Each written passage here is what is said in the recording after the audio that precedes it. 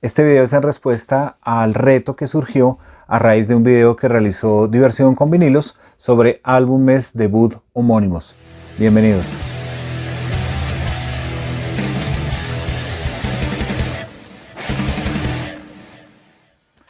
La consigna de este reto es mostrar 10 discos que sean debuts y que sean homónimos. Yo les voy a pedir el favor de que se queden allí, porque una vez yo termine de presentar estos 10 discos, voy a presentar 10 discos más que son homónimos, pero que no fueron el álbum debut de ese artista o de esa banda. Eso a raíz de algunas de las solicitudes que ustedes me han hecho muy amablemente en los comentarios. Asimismo, para presentar los álbumes debut homónimos, voy a presentarles bandas que creo que no he presentado todavía en el canal, que creí o consideré que era una bonita oportunidad de mostrar discos y bandas de las que no he hablado. Ese es el caso de Killing Joke. Estoy casi seguro que todavía no había hablado de esta super banda de post-punk. Este es su álbum debut de 1980.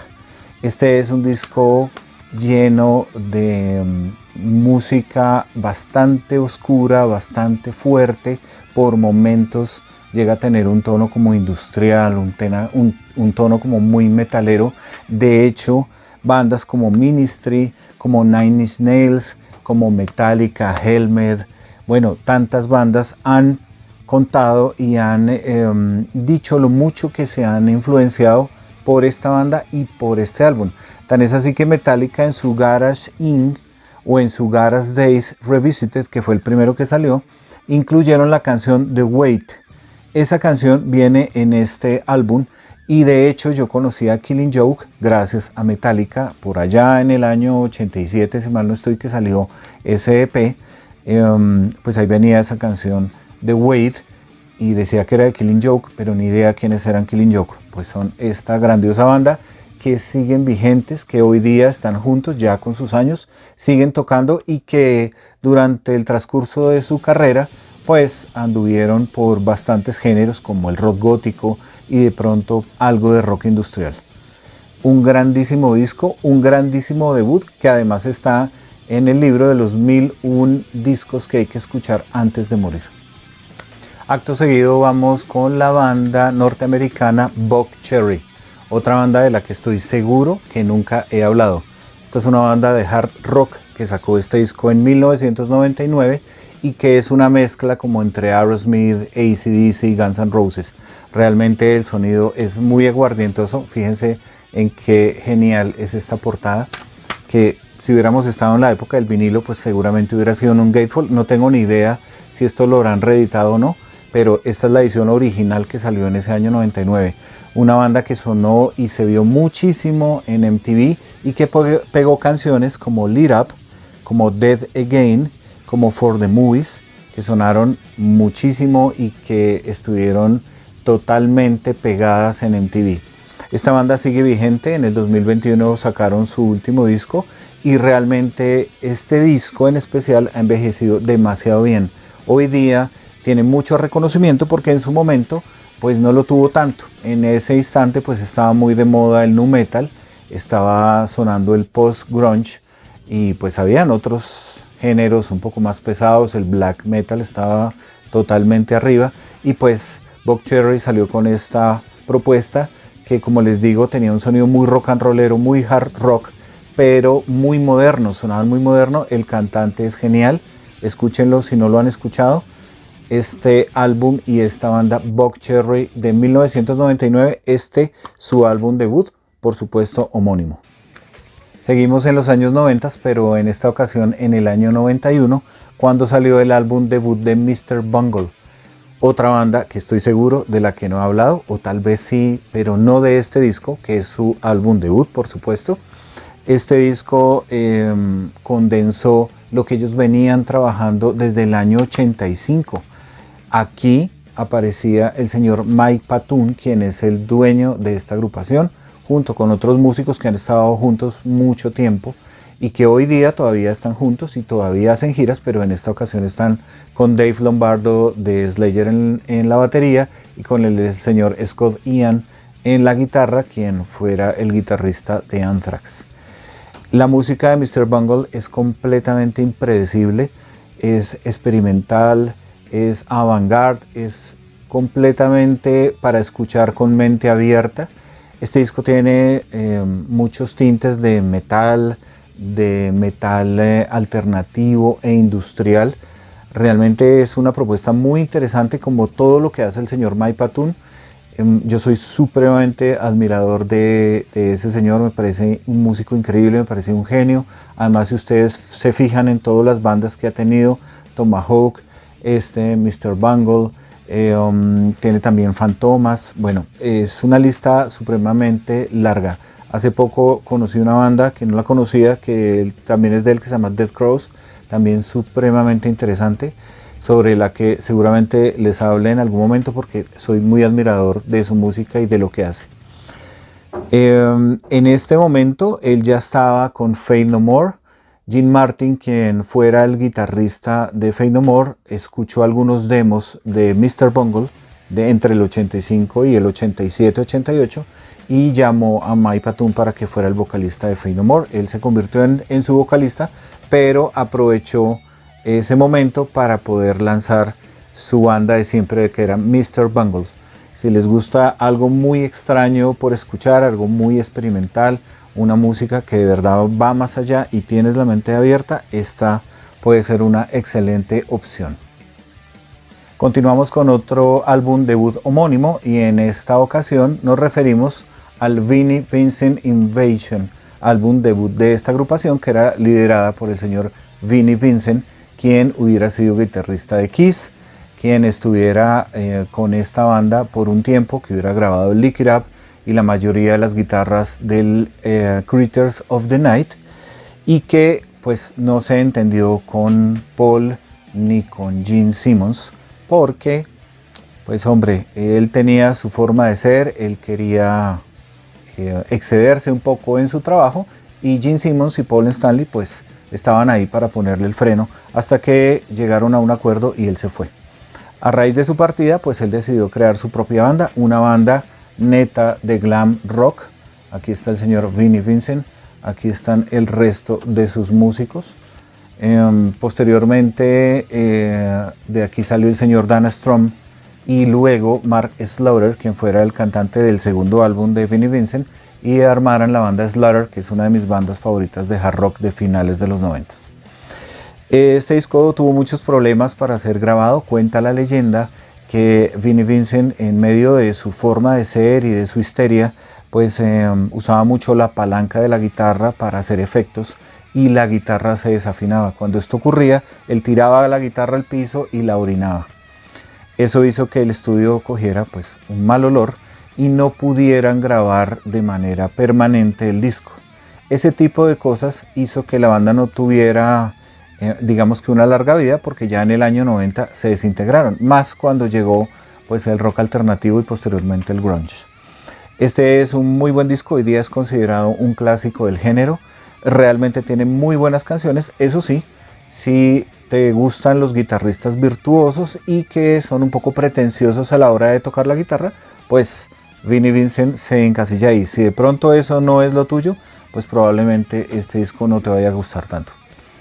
Vinnie Vincent Invasion, el álbum debut de esta banda de hard rock y glam metal del año 1986. Nos vamos para finales de los 90 con una banda que me gusta mucho y estoy seguro que nunca he hablado de ella en este canal, y me refiero a los White Stripes. Este es su álbum debut, por supuesto un álbum homónimo que salió en 1999. Estos los colores tradicionales de esta agrupación. Quienes sigan a los White Stripes saben que todo lo que hacían tenía el blanco, el rojo y en algunas ocasiones el negro. De hecho, ellos se vestían de rojo y blanco. Muchos rumores con respecto a que eran esposos, a que eran hermanos.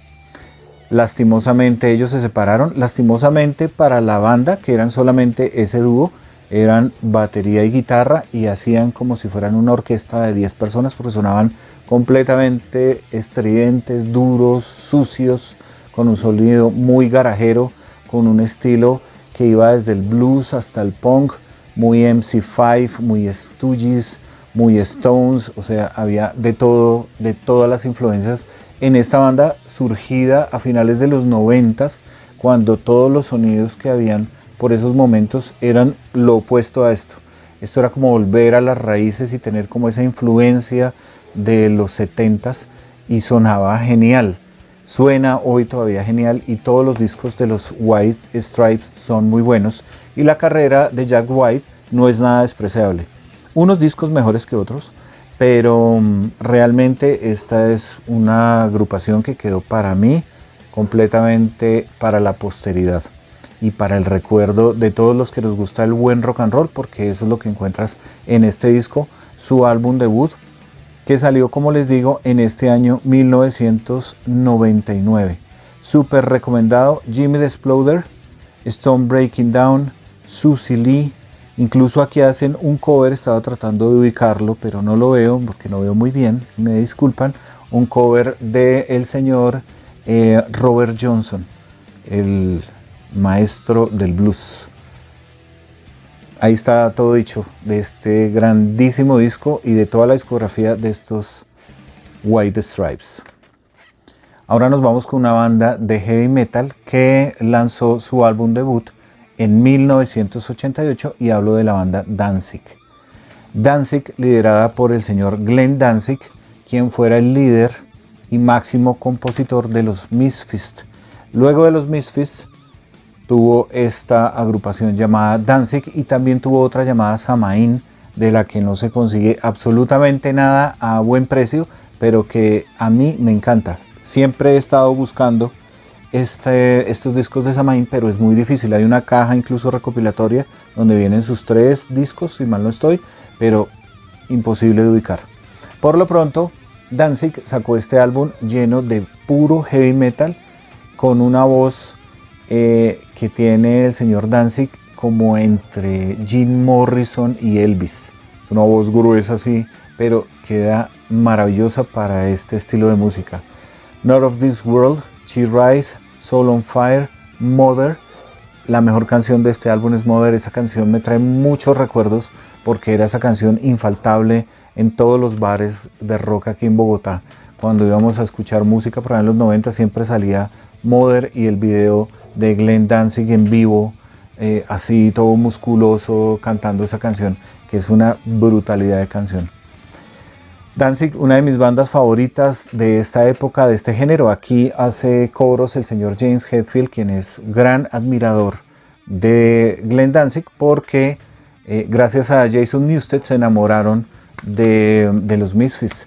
Cuenta la leyenda que Jason Newsted se la pasaba con pues cuando entró a Metallica se la pasaba con un Walkman y unos audífonos, escuchando todo el día unos cassettes, hasta que un día Lars le dijo: ven, ¿qué es lo que tanto escuchas ahí? Compártenoslo. Y él les mostró a Misfits y quedaron completamente seducidos por esa música.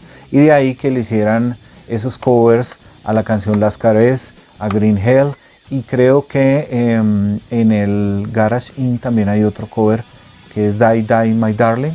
Todas esas canciones son de los Misfits, cantadas por Metallica porque amaron esta agrupación, que realmente se hace querer tanto como Danzig con discos como este. Nos vamos para Alemania con un debut un poco modesto, y me refiero al álbum debut de Accept. Este es su primer álbum debut, una portada muy original me parece a mí. Aquí está la banda en ese momento, con el señor Udo en las vocales, un excelso cantante. El disco no es tan bueno realmente. El disco fue muy criticado por la producción, por el sonido. Creo que en un año como en el que salió, año 1979, pues era entendible que el sonido no fuera el mejor. Pero realmente lo que yo noto es que las canciones no son tan atractivas. Es decir, una banda que después hizo álbumes como el Metal Heart, como el Restless and Wild o el Balls to the Wall, que es su máximo clásico, pues este disco se queda un poquito corto. El siguiente disco, el segundo, que se llama I'm a Rebel, ese disco es mucho mejor. Este disco me parece un poco flojo.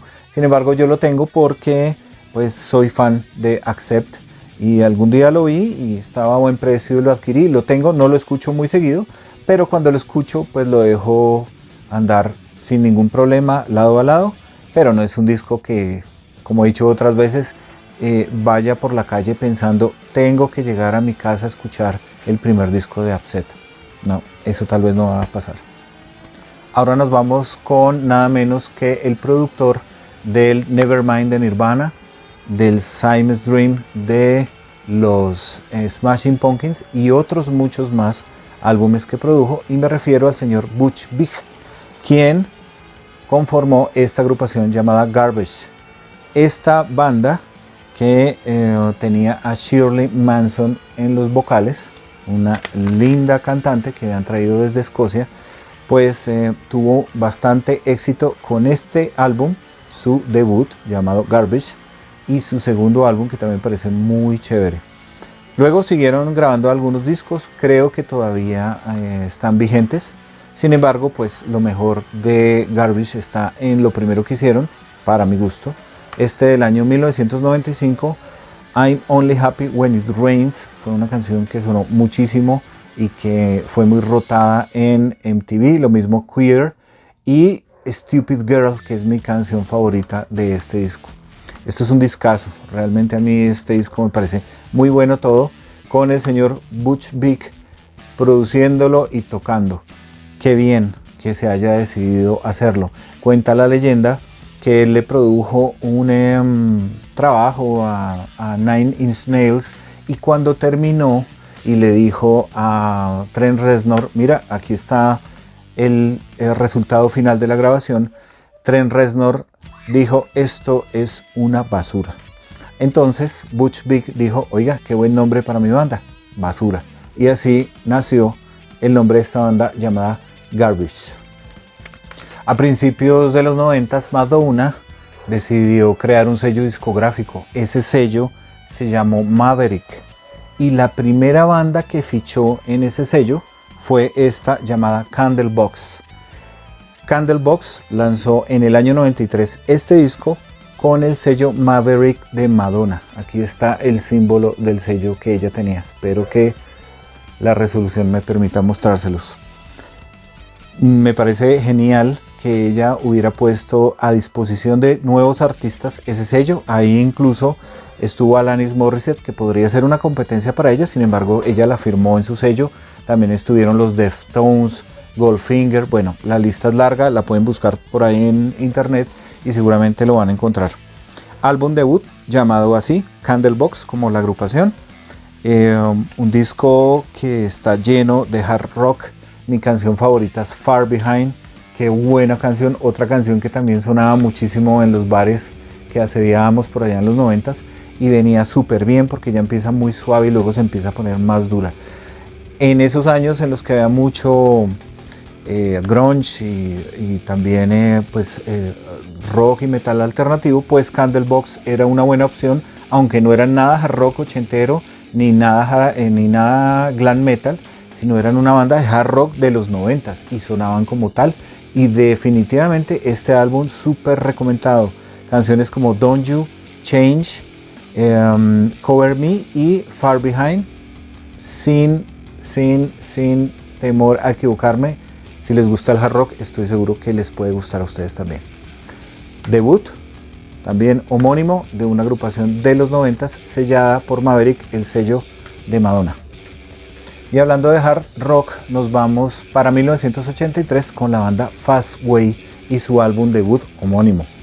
Esta es la banda que creó el señor Fast Eddie Clarke, quien fuera el guitarrista de Motorhead. Él decidió iniciar un nuevo proyecto en solitario con una banda propia y armó este power trio que definitivamente suena increíble.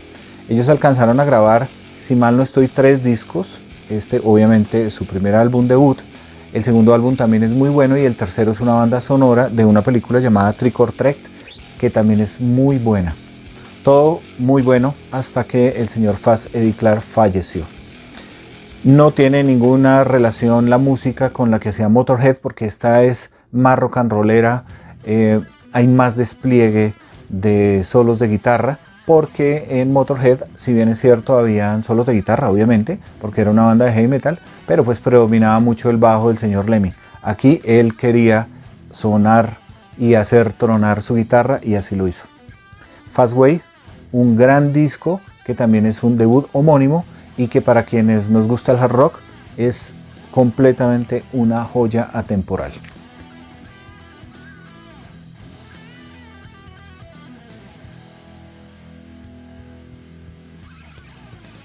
Bueno, y como lo prometido es deuda, entonces ahora vamos con 10 discos más que son homónimos, pero no son discos debut.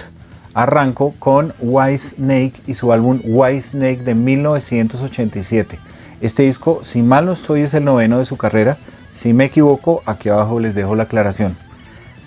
No es su álbum debut.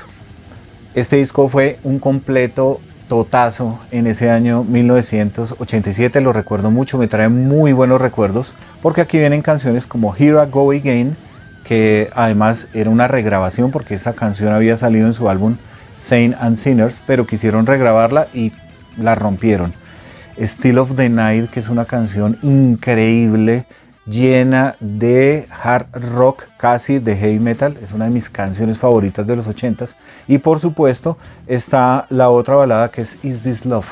En los 3 videos salía Julie Keating, quien era la novia de Dave Coverdale en esa época, quien ya falleció lastimosamente por una penosa enfermedad, pero que en esos videos se veía absolutamente divina. Salía bailando con él, abrazándolo, poniéndole la pierna en la cara en un carro. Los videos son geniales, esa época es muy buena y esta banda tuvo un gran resurgimiento con este álbum, porque si bien es cierto ellos comenzaron a finales de los 70s, ya a mediados de los 80s no tenían tanta notoriedad. Con este disco todos los reflectores apuntaron hacia Whitesnake. Claro, los encasillaron en ese género llamado glam metal, pero en mi consideración este disco no es de glam metal, para mí es un disco de hard rock puro, con atisbos por momentos y pinceladas de heavy metal total. No estoy de acuerdo en incluirlo en listados de glam metal, pero bueno, quien lo considera así está bien. Que haya salido en esa época y que se hayan echado un poquito de labial y se hayan echado un poquito de spray en el cabello no significa que fuera una banda de glam metal, porque no solamente la pinta decía que fueran glam. Seguramente habrá quien no esté de acuerdo conmigo. Aquí en los comentarios háganme saberlo. Lo conversamos, lo discutimos, que de eso se trata. Bienvenidos todos los comentarios. Lo que sí es cierto es que este es un super disco. Se lo recomiendo para quien le guste el hard rock o quien esté incursionando y de pronto quiera escuchar buen hard rock. Aquí está este Whitesnake, disco homónimo de esta agrupación, que no es su álbum debut. Continúo con una banda que tiene 2 álbumes homónimos en su carrera. Su álbum debut, que no lo traje porque iba a traer su segundo homónimo, y me refiero a Duran Duran. Este disco es del año 93 y salió como un álbum homónimo. Fíjense que su primer álbum se llamaba también Duran Duran, que también es un gran disco, pero preferí traer este otro que fue el resurgimiento y la puesta en órbita nuevamente de esta agrupación, que fue muy popular en los 80s, que no dejó de sonar, pero en el año 93, en medio de todas las nuevas tendencias, pues sacó este disco que pegó totalmente con la canción Ordinary World, que es una belleza de melodía. La guitarra de esa canción es magnífica. Warren Cucurulo se llamaba el guitarrista que tenían en ese momento y que estaba teniendo un desempeño magistral con esta banda, porque la canción Come On Down también suena la guitarra magnífica. Son las 2 mejores canciones de este disco. Este disco, como no tenía nombre, diferente a Duran Duran, pues fue llamado The Wedding Album por estas fotos donde aparecen unas parejas contrayendo nupcias. Estas parejas que aparecen acá son los padres de los músicos de la banda. Un homenaje que quisieron rendir a sus padres. Un muy bonito homenaje, diría yo. Femme Fatale, Shelter, Too Much Information, que también fue un single y una muy buena canción, hacen de este un gran disco que les recomiendo. Quien no lo haya escuchado, que no creo que sea mucha gente, porque sé que aquí en esta comunidad hay grandes fans de Duran Duran como yo, háganmelo saber aquí en los comentarios, porque me han escrito sobre Duran Duran y yo también amo esta banda desde que salió hasta nuestros días. Nos vamos para 2004 con el álbum número 12 de The Cure. Este disco se llama así, The Cure, pero además de ser homónimo, es que el álbum se llama The Cure, fíjense. The Cure es el nombre de la banda y The Cure está abajo escrito. Entonces ustedes lo encuentran como The Cure, The Cure. Curioso, ¿no? Este disco volvió a traer a The Cure a ese sonido un poco oscuro que habían perdido por momentos, que se estaba volviendo muy pop en discos anteriores, y aquí volvieron a esa oscuridad que tantos nos gusta. Producido por Ross Robinson, lo que también de pronto hizo que llegaran a ese tono así un poquito dark. Lo que sí es cierto es que la producción no es la mejor en cuanto a calidad de audio. Y otra cosa que les puedo contar es que estos dibujos los hicieron efectivamente unos niños, y esos niños son los sobrinos de Robert Smith. Él no les dijo que iba a utilizar esos dibujos como una portada, pero les dijo a ellos que escribieran, que dibujaran, que reflejaran en un papel un dibujo donde hubiera un sueño bonito y una pesadilla. Y de ahí resultó esto. Qué buena idea. Un disco muy bueno. Este disco es muy bueno de escuchar. Un disco que me parece que es de lo mejor de la última época de The Cure. Quienes lo conozcan y tengan, digamos que una opinión similar o diferente, por favor háganmelo saber aquí en los comentarios. Otro disco homónimo que no es el debut precisamente de una banda totalmente legendaria como The Cure. Nos vamos con un álbum homónimo por excelencia, que propiamente no es su debut, y hablo de Metallica y su álbum negro, que lo llaman o lo llamamos álbum negro porque no tiene nombre. Su nombre es Metallica, pero para distinguirlo pues lo llamamos el álbum negro. De este disco no hay mucho más para decir, sacado en el año 91, quinto álbum de su discografía, completamente diferente a lo que habían hecho antes. El tono cambió, la intención cambió y pues después vinieron otras cosas para Metallica. Sin embargo, gracias a este álbum, el metal llegó a otros oídos que hasta ese momento se resistían a escuchar bandas como estas. Y gracias a esto, pues muchas más personas tuvieron la oportunidad de vivir y ser felices con algo tan bello como el heavy metal. Gracias por eso, Metallica. Hay que reconocerlo. Sé que hay gente que no le gusta este disco, sé que hay gente que detesta a Metallica. A mí sí me gusta, no lo puedo negar. Obviamente hay canciones como Enter Sandman que ya me tienen hasta la coronilla, pero acá hay unas canciones que, válgame Dios, son obras maestras de un género no propiamente thrash, sino como de un heavy metal bien tocado, bien ejecutado y con mucha calidad. Otro álbum, como el álbum negro, pero esta vez blanco, es el de los Beatles. Este es su álbum homónimo, que no es propiamente su álbum debut, por supuesto que no, que fue lanzado en 1968 y que se convirtió en un super clásico. Este disco, pues yo creo que cualquier cosa que yo diga acá, ya ustedes la van a saber, no hay nada más que decir, sino que es una obra maestra, como todo lo que hicieron The Beatles. Conocido así como el álbum blanco, pero realmente su nombre es The Beatles, es decir, el álbum homónimo de los Beatles. Una joya atemporal, un disco que tiene que estar en todas las discotecas de cualquier melómano en el formato que quieran, sea en cassette, sea en CD, sea en vinilo, en lo que sea, pero este disco definitivamente hay que tenerlo. Volvemos a los 90s con Alice in Chains y su álbum homónimo Alice in Chains del año 95. Último disco que grabaron con Layne Staley. Él estaba ya totalmente preso por su adicción y pues aquí ya casi que sentenció después del Unplugged su partida. Un discazo donde lo pongas, donde lo veas, de aquí a la China, es un gran disco. Grind, Bruce Way, Sludge Factory, Heaven Beside You, Again.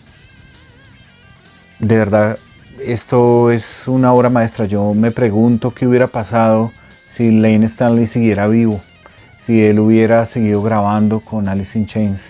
El tipo hacía un juego de voces increíbles con Jerry Cantrell. No sé a dónde hubieran podido llegar, creo que hubieran seguido firmando obras tan increíbles como esta. Paz en la tumba para el señor Layne Staley. Es lo único que nos resta por decir y seguir escuchando música como esta. Todos los discos de Alice in Chains son maravillosos para mi gusto. Amo esta banda y este disco no es la excepción. El álbum homónimo de su carrera, que no es su álbum debut. Año 85 y la banda Heart saca su álbum homónimo. Este disco, 10 años después o 12 años después de haber iniciado su carrera, marcó el resurgimiento de esta agrupación porque se involucraron como en un sonido más puesto al día y de golpe un poco al estilo del hard rock y glam metal de la época. Fíjense también en la presentación de sus músicos. El disco es buenísimo. What About Love, Never, que es una cancionzota. These Dreams, It Looks That Kill, buenísima canción. Nothing at All, este es un grandísimo disco. Las vocales de Ann Wilson son imprescindibles, una mujer con una voz bellísima. Ellas dos hermanas que tuvieron grandes éxitos en los 70s, como Crazy on You, como Barracuda, pero volvieron a ponerse de moda cuando sacaron este álbum homónimo llamado Heart, y después de esto vinieron más discos en este tono. El siguiente disco, Bad Animals, también fue un gran éxito. El siguiente álbum, no recuerdo su nombre, pero también pegó mucho. Y pues Heart hoy día es una agrupación casi que de culto, con vocalistas femeninas, porque su otra hermana Nancy hacía los coros y tocaba la guitarra muy al estilo de Led Zeppelin. Un grandísimo álbum y una grandísima banda, Heart, que para mí debería tener más reconocimiento y que en el año 85 grabó y lanzó este disco homónimo llamado así, Heart. Álbum homónimo de Mötley Crüe, único álbum con su vocalista John Corabi, luego de la partida del señor Vince Neil, que tuvo muchos encontrones con Nikki Sixx, el dueño de la banda. Decidió marcharse a hacer una carrera en solitario y ellos contrataron a John Corabi, quien era vocalista de una banda llamada Scream. El resultado es un muy buen disco de hard rock, año 94, donde reinaba el grunge. Alguien dice por ahí que este es un disco de grunge, no lo comparto.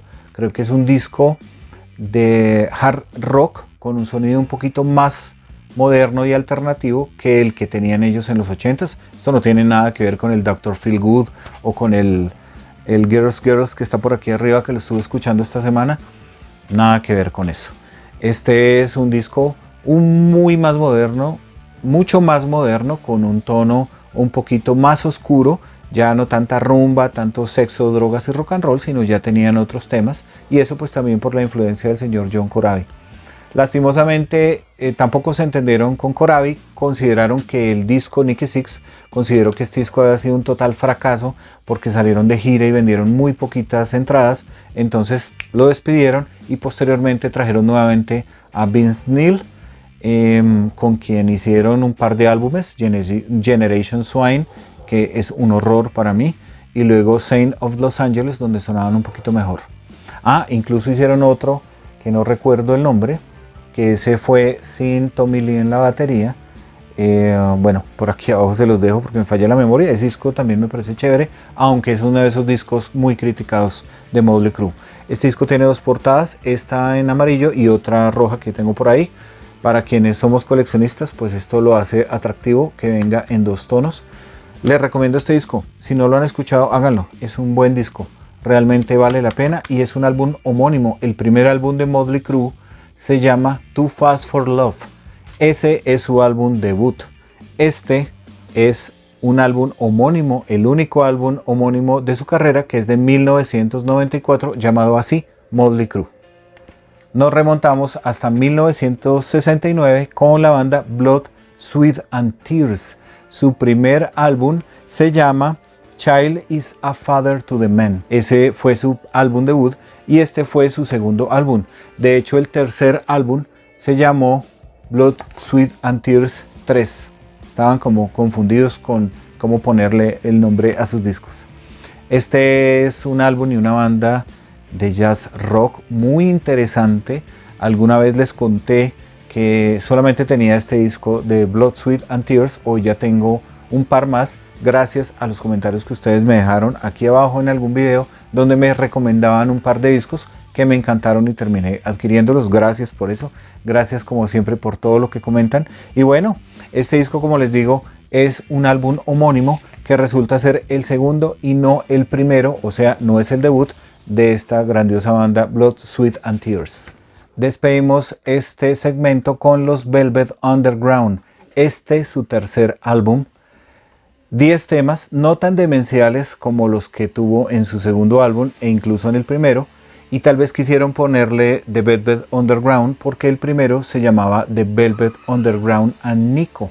En ese momento estaban con Nico aportando voces y pues aquí tal vez quisieron decir, bueno, nuestro nombre es este y vamos a sacar nuestro álbum homónimo. Un muy buen disco, como los pocos discos que grabaron porque no tienen una carrera muy extensa, pero todos sus discos son muy apreciables. Para mi gusto el mejor es el segundo, White Light White Heat. Este está bien y me gusta también, y por supuesto el primero, que ya es un gran clásico. Velvet Underground, su tercera placa, que no es su álbum debut, sino es un álbum homónimo en su carrera.